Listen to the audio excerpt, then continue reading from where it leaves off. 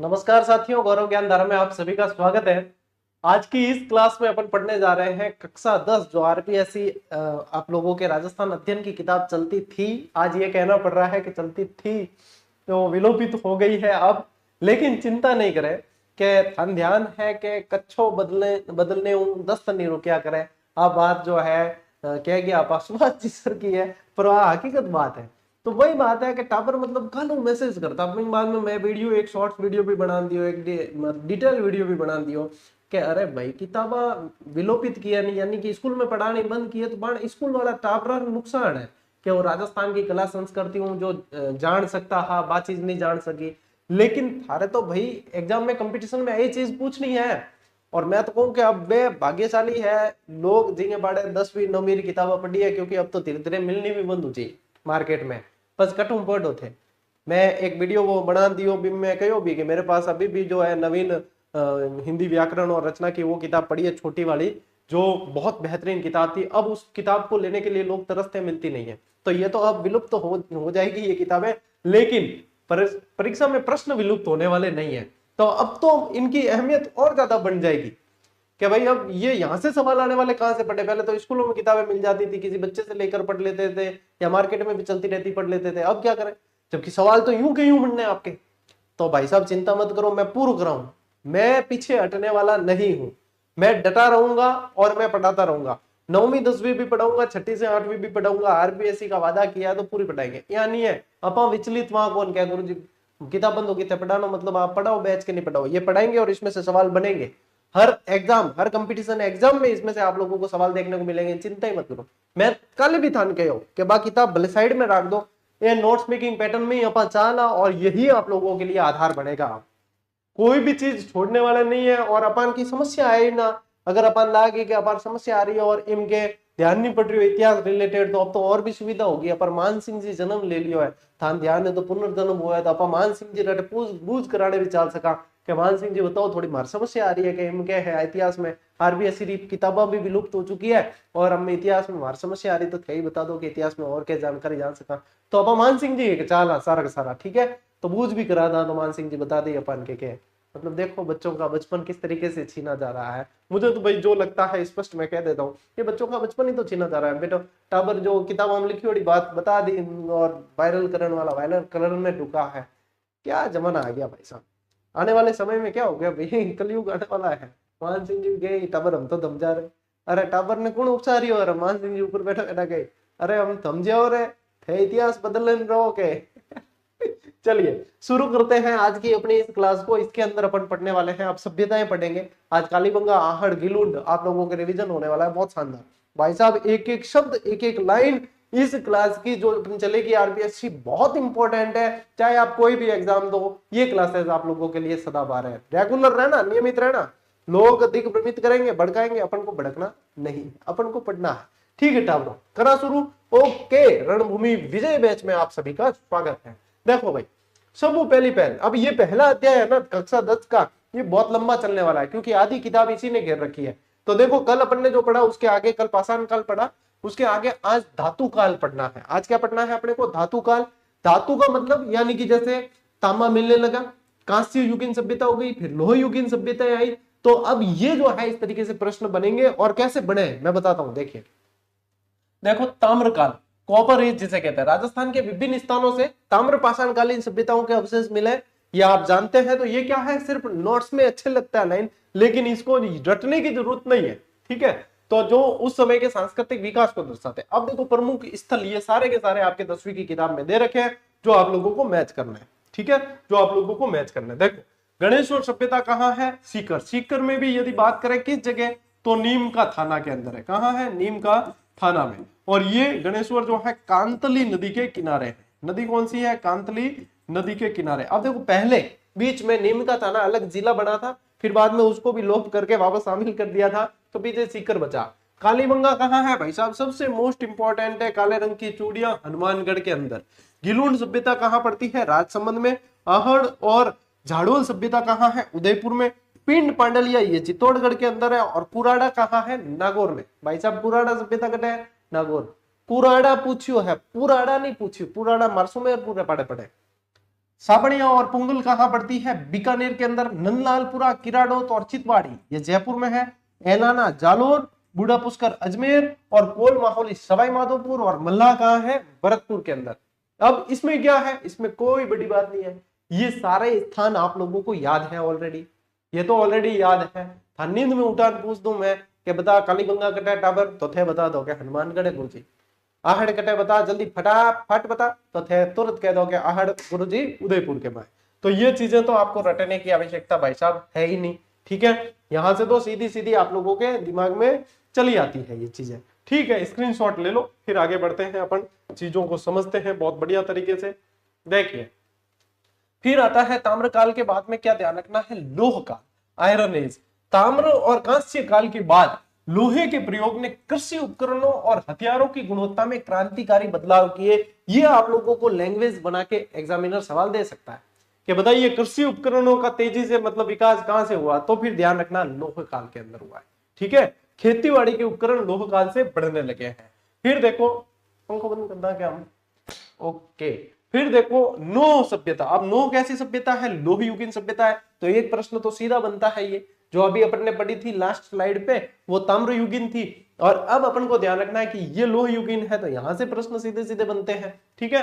लोह युगीन सभ्यता है, यहां से प्राप्त अवशेष भारत में लोह युग के आरंभ की सीमा रेखा है। अब ऐसे का ऐसे आरंभ की सीमा रेखा है, ये निर्धारित करते हैं। इस लाइन से ऐसे का ऐसे प्रश्न बन चुका है, ऐसे का ऐसे प्रश्न बन चुका है कि कौन सा काल जो है, कौन सी सभ्यता है जो इसके आरंभ की सीमा रेखा को दर्शाता है। लोह युगीन के आरंभ की सीमा रेखा को दर्शाता है, तो नोह सभ्यता। नोह सभ्यता से यक्ष की मूर्ति भी प्राप्त हुई है, ये भी ध्यान रखना।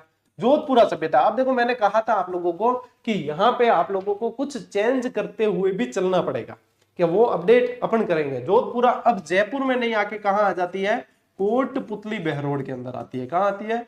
कोटपुतली बहरोड के अंदर आ जाती है। तो ये थोड़ा सा अपन साथ साथ में अपडेट करते हुए चलेंगे। अब मैं यहाँ पहले से लिख सकता था, लेकिन मैं आपको हाथों हाथ अपडेट करवाना चाहता हूं, इसलिए अपन इस तरीके से बढ़ेंगे। सुनारी कहाँ पड़ती है? झुंझुनू। ये दोनों सभ्यताएं भी कैसी है? आपके लोह युगीन है। स्पेशली ध्यान क्या रखना है, यहाँ जहां मैं बताऊं उसको ध्यान से सुनते जाना। जहां बता रहा हूं कि स्पेशली ध्यान क्या रखना है कि ये लोह युगीन सभ्यताएं हैं, ठीक है टाबर। यहां से लोहे के गलाने की भट्टियां मिली है, मोस्ट इंपॉर्टेंट, और अस्त्र शस्त्र बनाने के कारखानों के अवशेष मिले हैं। जोधपुरा और सुनारी सभ्यता दोनों इंपॉर्टेंट है। तो यहां से क्या मिले? लोहा गलाने की भट्टियां मिली है, और उसी से क्या बनाते हैं? अस्त्र शस्त्र बनाने के कारखाने भी है। फिर आती है रेड टोंक, ठीक है। इसे क्या, यहाँ पे सिक्के बहुत सारे मिले प्राचीन, तो इसे टाटा नगर कहा जाता था। मालव जनपद के अंदर आता था। ये किसके अंदर आता था? ये रेड टोंक जो है वो किसके अंदर, ध्यान रखना है, मालव जनपद के अंदर आता था। मालव जनपद, जनपद भी इसी बुक के अंदर दे रखा है, वो भी पढ़ेंगे अपन। तो लोहे की प्रचुरता के कारण इसे प्राचीन राजस्थान का टाटा नगर कहा जाता था भाई साहब। क्या ध्यान रखियो कि प्राचीन राजस्थान का टाटा नगर इसे कहा जाता था, मालव जनपद के अंतर्गत आता था, ठीक है। फिर देखो स्लेटी रंग की चित्रित मधभांड संस्कृति, ये क्या है? अब ये लोह युगीन आ गई। फिर आती है स्लेटी रंग की, यानी कि पेंटेड ग्रे। क्या ध्यान रखोगे? पेंटेड ग्रे संस्कृति जो है वो लोह काल के बाद राजस्थान में पेंटेड ग्रे वेयर संस्कृति का उदय हुआ। मोस्ट इंपॉर्टेंट, आया कि नहीं आया?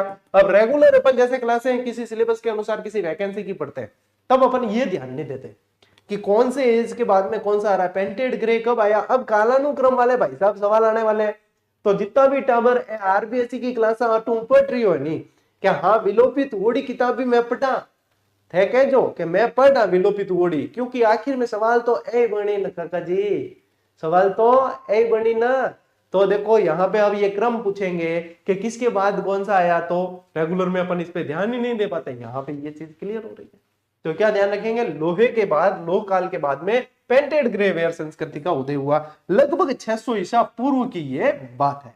प्रमुख स्थल इसके कौन कौन से? विराटनगर, यानी कि जिसे आप क्या कहते हैं? बैराट कहते हैं। जिसे क्या कहते हैं? बैराट कहते हैं। और इसी के अंदर ये पेंटेड ग्रे के अंदर ही लोह युगीन सभ्यता वाले स्थल देखने को मिलेंगे। यानी कि ये जोधपुरा जो कहाँ है? कोटपुतली बहरोड, सुनारी और नो, ये यानी कि इसमें आप क्या ध्यान रखोगे कि लोहकालीन जो सभ्यता स्थल है, लोहकालीन जो सभ्यता स्थल है वही आप लोगों के किस में आएंगे? पेंटेड ग्रे में आएंगे, है ना? पेंटेड ग्रे में आएंगे। यानी कि इसे हिंदी में क्या कहा जाएगा?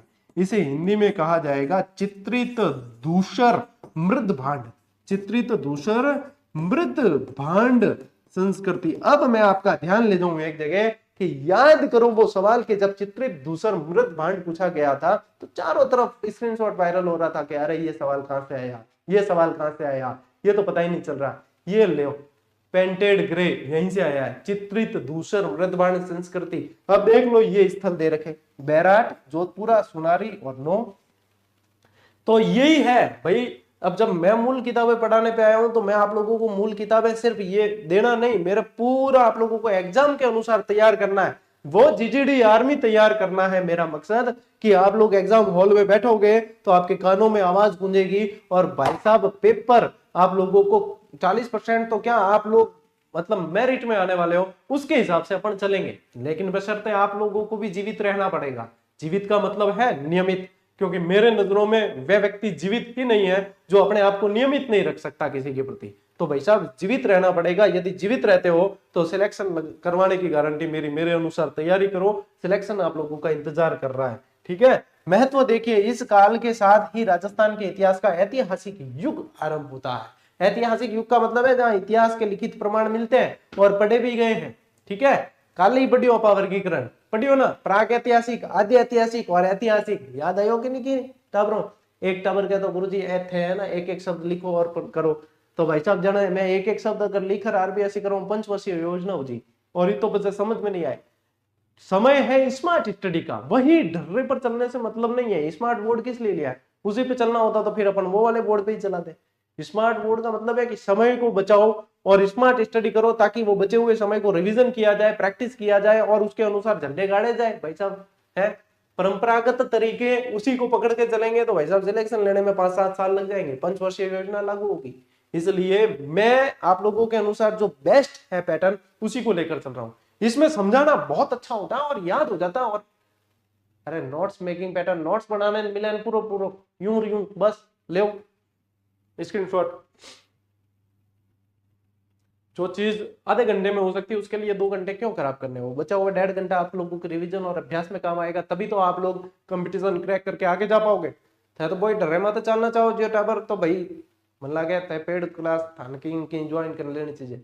मैं बेटा थारे अनुसार यूं चाल। देखो कालीबंगा सभ्यता। ठीक है। अब कालीबंगा सभ्यता का परिचय करवाने से पहले मैं आप लोगों को गिनती याद करवाऊंगा। लो लिखो टावरों गिनती, ये मैं हमेशा लिखवाता हूं। 1 2 3 4 5 6 7 8। जो नए बच्चे जुड़ेंगे, अरे यार गुरुजी तो बीच में मतलब के गिनती लिखने लगा। तो कालीबंगा के अंदर ध्यान रखना है क्या बात हो रही है। कालीबंगा के अंदर आप लोगों को गिनती याद है 8 तक की, तो आपकी याद है। 1 का मतलब है एक पल्ली का दरवाजा यहां से मिला है, एक पल्ली का दरवाजा। अब ये चीजें जो नहीं भी दे रखी ना आरबीएससी में, वो भी मैं आप लोगों को करवाऊंगा। 2 का मतलब है भैया 2 अनाज मिले हैं यहाँ से, 2 अनाज मिले। संभवतः वे कौन से हो सकते हैं? गेहूं और बताओ पढ़ाया हुआ है जौ हो सकते हैं। 3 का मतलब क्या है कि इसे तीसरी राजधानी कहा है। इसे क्या कहा है? तीसरी राजधानी कहा है। अच्छा किसकी तीसरी राजधानी रहे? तो हड़प्पा सभ्यता की। किसकी? हड़प्पा सभ्यता की कहा है। किसने कहा है? दशरथ शर्मा ने कहा है। 4 का मतलब क्या है बताइए? 4 पशुओं के क्या मिले? 4 पशुओं के प्रमाण, यहां से पशुओं की मूर्तियां मिली है। क्या मिली है? 4 पशुओं की मूर्तियां मिली है। 5 का मतलब क्या है? 5 स्तर की खुदाई के, 5 स्तर की खुदाई के अवशेष मिले हैं, खुदाई के अवशेष मिले हैं। 6 का मतलब क्या है? 6 का मतलब है यहां से 6 छेद मिले हैं। किसमें? खोपड़ी में। किसकी? एग्जाम की खोपड़ी में। अरे टाबर की खोपड़ी में मिला है। हाइड्रोस्पोलिस यानी कि शल्य चिकित्सा के प्रमाण मिले हैं यहां से। 7 का मतलब है कि 7 आयताकार हवन कुंड मिले हैं। 7 आयताकार हवन कुंड यहां से मिले हैं। और ऐसे का ऐसे सवाल आया था कि यहाँ पे हवन कुंड से रिलेटेड सवाल आया और उसमें ये पूछा कि भाई हवन कुंड का आकार से रिलेटेड वही गलत छांटना था। इतना लंबा चौड़ा सवाल, और ये आयताकार हवन कुंड में हमेशा करवाता हूँ। 8 का मतलब है कि 8वें नंबर पे आता है एच। रीजनिंग में देख लेना। और एच से क्या ध्यान रखोगे कि ये हनुमानगढ़ के अंदर है। ले होगी टाबरो काम। कालीबंगा सभ्यता याद, बिल्कुल पूरी तरीके से।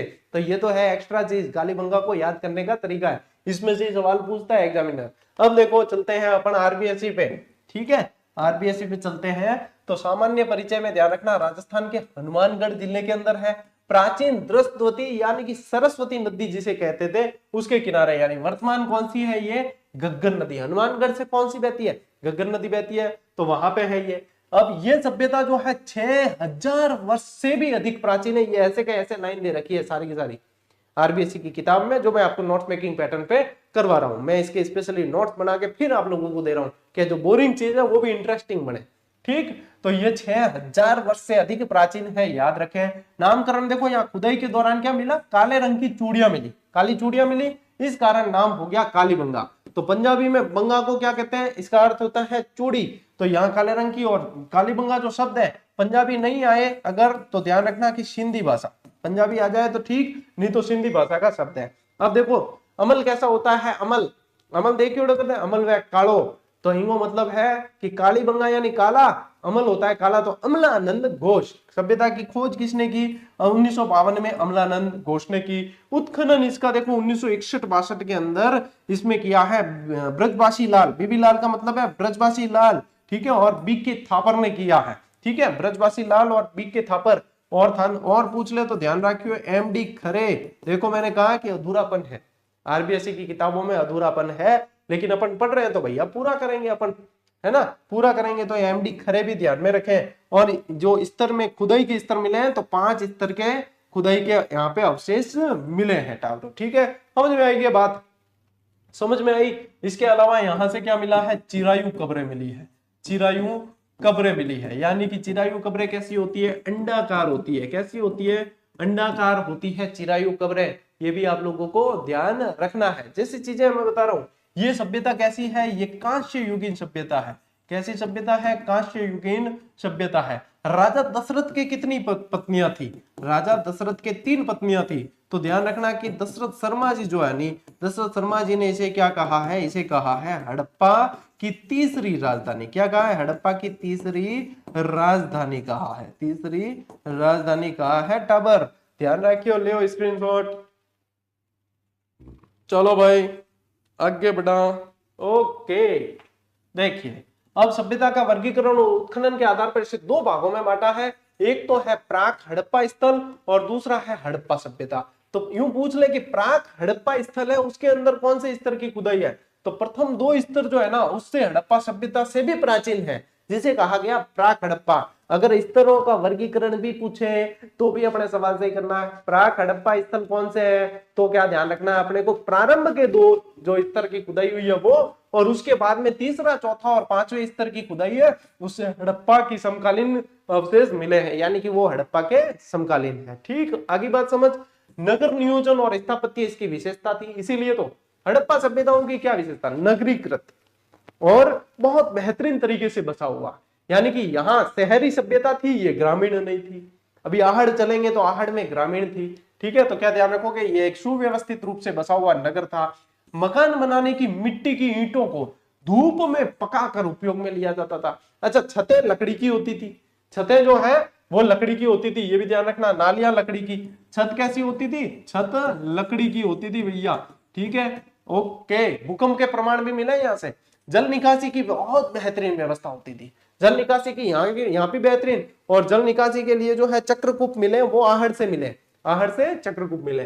तो देखो यहाँ से लकड़ी की नाली के साक्ष्य मिले, मोस्ट इंपॉर्टेंट है ये लकड़ी की नाली। प्रमुख साक्ष्य और अवशेष में जूते हुए खेत, बहुत इंपॉर्टेंट है, जूते हुए खेत के साक्ष्य। एक ही खेत से 2 फसल उगाने के संकेत मिले।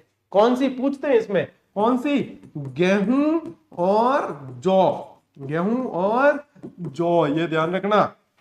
और देखो मृद भांड, मिट्टी के बर्तन, लाल रंग के बर्तन जिन पर काली सफेद रेखाएं हैं, बर्तन पतले और हल्के हैं। जब बात आवे कि गुरुजी कंसेप्ट पढ़ा मैं तो कंसेप्ट ए है, कंसेप्ट आई चीज है, कंसेप्ट इन्हें पढ़नो है, कंसेप्ट पढ़नो है। तो यानी लाल रंग के बर्तन जिन पर काली और सफेद रेखाएं हैं, ये बर्तन पतले और हल्के हैं, ऐसे कैसे दे दिया जाएगा, ऐसे का ऐसे सवाल लाइन में दे दिया जाएगा।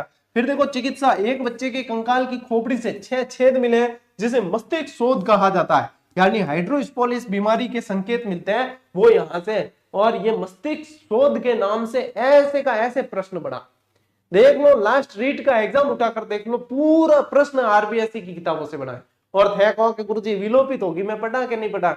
अरे टाबर स्व विवेक को काम लेना नो चीजें कदी कदी कदी कदी पूछने की जरूरत नहीं है चीजा, ऐ तो पढ़नी ही है। और अब तो मैं समझता हूँ भाग्यशाली ही पढ़ पाएगा, क्यों जिंगे कर्म बोधा है ना, मैं तो पढ़ भी कौन सा कहला, क्योंकि उन्होंने तो ढिलाई बरती कि हम तो आराम से पढ़ेंगे आरबीएससी की किताबों की, अभी क्या जरूरत है, बाद में ले लेंगे, ये वो अभी विलुप्त होने वाली है, मार्केट से विलुप्त होने वाली है, बस बाद में फापा मारना पड़े, अंदर अंदर खोजना पड़े, अरे यार किन मिल जाए है, किन पाटे मिल जाए ठीक रहे यार। और हम कोई देवला भी नहीं, इन तो मान सिंह जी खजाने जो छुपान रखी कि अब कौन दे वहां, अब मिले कौन भाई अड़ी चीजें। अन्य वस्तुएं देखो, खिलौना बैलगाड़ी, हवन कुंड, बेलनाकार मोहरे, मोस्ट इंपोर्टेंट है, बेलनाकार मोहरे मिली है। अंत्येष्टि, यहाँ पे देखो, यहाँ मिले कब्रिस्तान से निवासियों के समाधान पद्धतियों की जानकारी मिलती है, यानी कि यहाँ पे है ना, ये ध्यान रखना, युगल समाधान मिले, यहाँ से युगल समाधान के प्रमाण मिले, यानी कि जोड़े के साथ में समाधान दफनाए हुए मिले हैं, ये ध्यान रखना, ठीक है। ये फोटो आरबीसी की किताब में नहीं दे रखा, ये मैंने इंटरनेट से उठाया है, ठीक, लेकिन ये है कालीबंगा का ही, ये है कालीबंगा का, ले स्क्रीनशॉट।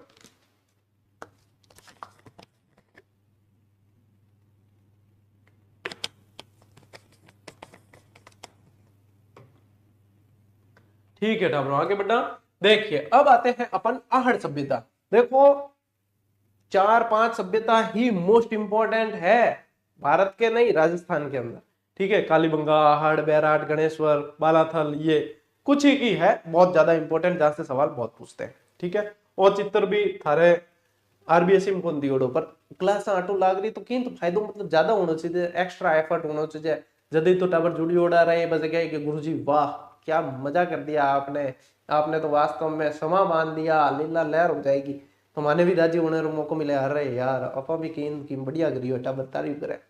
देखिए आहड़ सभ्यता, उदयपुर शहर के पास आहड़ यानी कि आयड़ नदी है भाई साहब, इसके किनारे जो सभ्यता बसी हुई है वही बेडच पहले कहलाती, फिर आहड़ कहलाती है, तो वो वाली नदी है, इसी के जो है आपको ध्यान रखना है कि ये सभ्यता इसके किनारे। प्राचीनता देखिए, अभी कालीबंगा में क्या पड़ा, 6000 वर्ष पुरानी, और ये लगभग 4000 वर्ष पुरानी पाषाण धातु युगीन सभ्यता है, लेकिन है कैसी, ताम्र युगीन है कैसी, ताम्रकालीन है, ये ताम्रकालीन सभ्यता है, ठीक। अब देखो ताम्रकालीन सभ्यताओं की जननी जो है वो गणेश्वर कहलाती है, लेकिन ताम्रकालीन सभ्यता जो है ताम्रवती नगरी के नाम से आहड़ को जाना जाता है, ये ध्यान रखना। स्थानीय नाम इसे धूलकोट के नाम से जाना जाता है, इसे क्या कहा जाता है, मिट्टी का टीला, धूलकोट के नाम से जाना जाता है। ताम्रवती नगरी कहा गया, इसे क्या कहा गया, इसे ताम्रवती नगरी के नाम से जाना गया है, ठीक है, ये भी ध्यान रखना है। खोज देखिए किसने की है, 1953 में अक्षय कीर्ति व्यास ने की है, किसने की है, अक्षय कीर्ति व्यास ने की है। और उत्खनन का कार्य किया है रतन चंद्र अग्रवाल और एचडी सांकलिया, 1956 के अंदर इन्होंने जो है उत्खनन का कार्य किया है, वो है रतन चंद्र अग्रवाल और एचडी सांकलिया है, ठीक है, ये ध्यान रखना है आपको, आरसी अग्रवाल और एचडी सांकलिया है।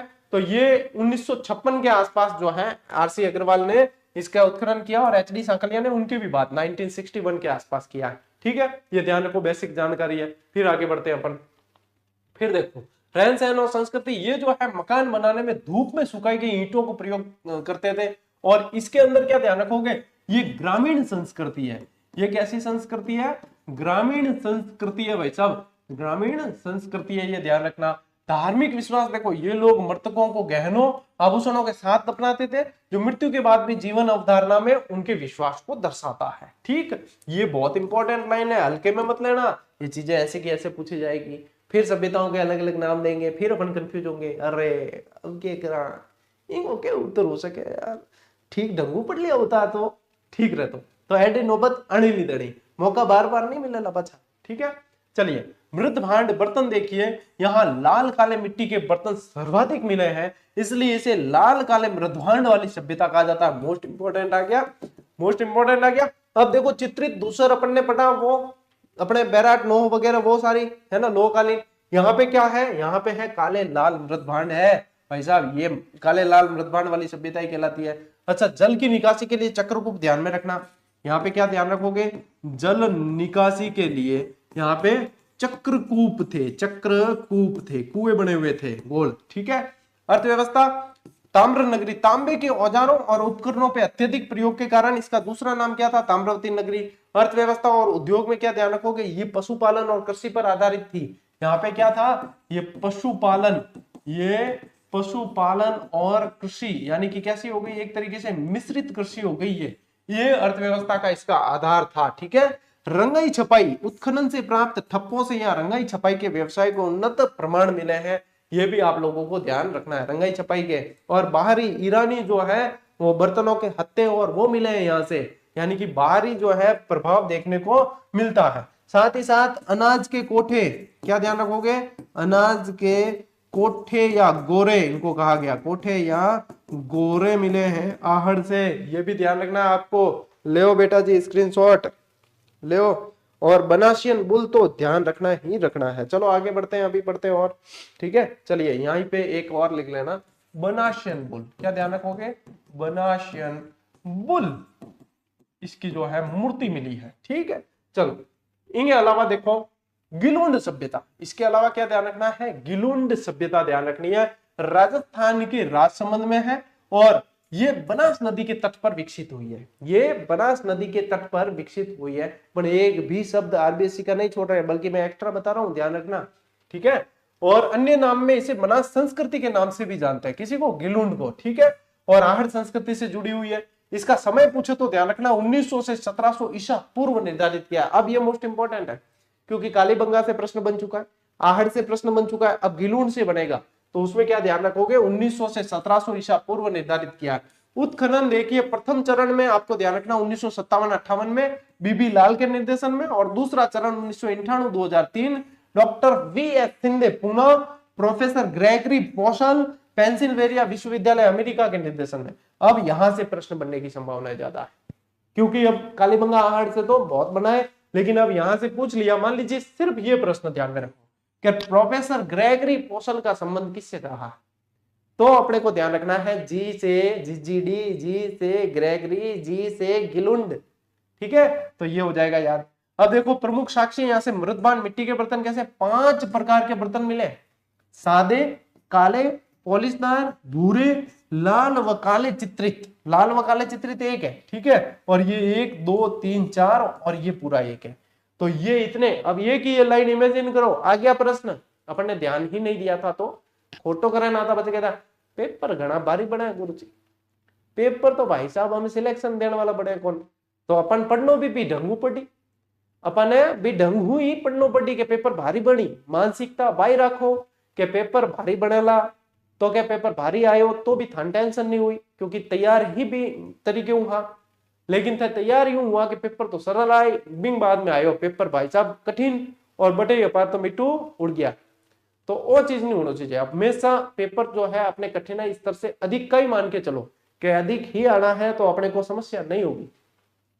पक्की ईंटें यहाँ मिली है, देखो गिलुंड में आग में पकाई हुई प्रचुर उपयोग मिलता है, यहाँ से पक्की ईंटों का प्रचुर उपयोग मिलता है। और क्या ध्यान देना है कि आहड़ में पक्की ईंटों के साक्ष्य नहीं मिले, क्योंकि आहड़ में तो कैसी धूप में पकाई हुई है। अब धूप में पकाई हुई जहां लिखा है ना, इसका मतलब क्या है, कच्ची, देखो कट लिखा है मैं, और धूप में पकी हुई ईंटें, ये देखो यहाँ पे क्या लिखा था अपने, मृत भांड आ गया ये तो, हाँ ये धूप में सुखाई हुई, धूप में सुखाई हुई है, इसका मतलब क्या है, कच्ची ईंटें हैं, कालीबंगा में भी कच्ची, और यहाँ पे आग में पका दी ईंटों को, यहाँ पे क्या कर दिया, आग में पका दी, कहाँ गई ये ना गिलुंड के अंदर, हाँ यहाँ पे क्या किया, आग में पका दी, तो क्या हो गया, पक्की हो गई ईंटें, ठीक है। अन्य वस्तुओं में ध्यान रखो, मिट्टी के खिलौने, पत्थर की गोलियां, हाथी दांत की चूड़ियों के अवशेष यहाँ से मिले, है ना, हाथी दांत की चूड़ियों के अवशेष मिले, और ये ताम्रयुगीन सभ्यता के अंतर्गत आती है। कितनी शानदार जानकारी भाई साहब, कमेंट जरूर आप लोगों के चाहूंगा मैं कि ये जानकारी आप लोगों को इसमें से काफी सारी जो है रोचक भी लगेगी, भले आपने आरबीएससी पढ़ी है तो भी लगेगा कि अरे यार ये तो हमें लग रहा है कि जैसे नहीं है।